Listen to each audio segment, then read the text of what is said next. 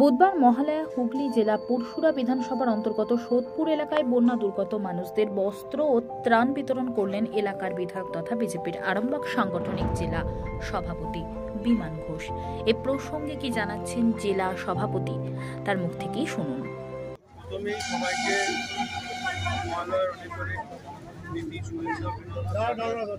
যদিও যে আবহাওয়ার মধ্যে পুজো হচ্ছে সেই আবহাওয়াটা অবশ্যই আমাদের কাছে সুখকর নয়। এক আবহাওয়ার এখনো বিচার পায়নি।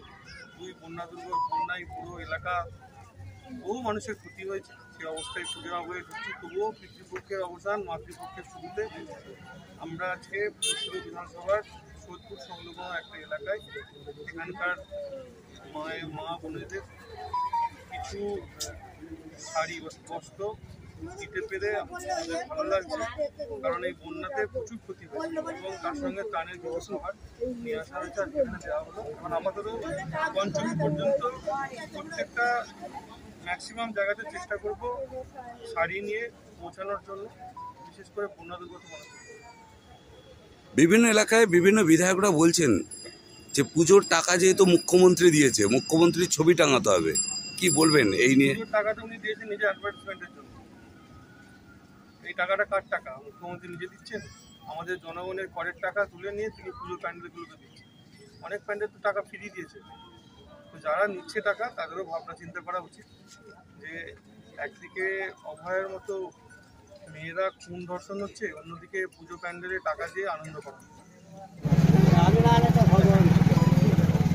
আরতি আরতি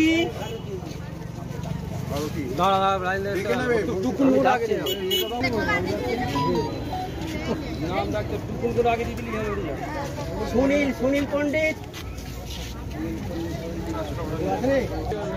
অনিল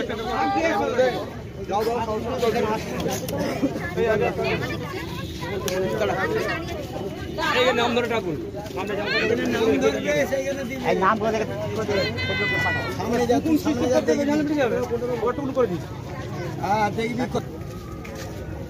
হেমন্ত তো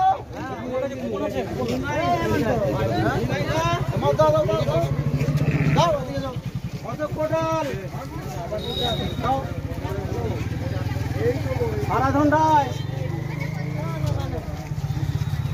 রবীন হাসদা।